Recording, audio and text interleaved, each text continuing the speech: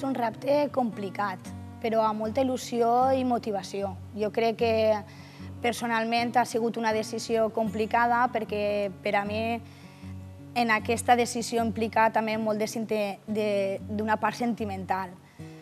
Perquè a mi la política me la va ensenyar el meu pare, és el que me va aportar els ideals i els valors en els quals jo me manejo avui en dia. I aleshores va ser una decisió complicada perquè ell ja no està i això costa, el prendre decisions sense que ell estigui al meu costat. Però al mateix temps estic molt il·lusionada, pense que tenim una candidatura ideal i perfecta i pense que anem a fer-ho molt bé.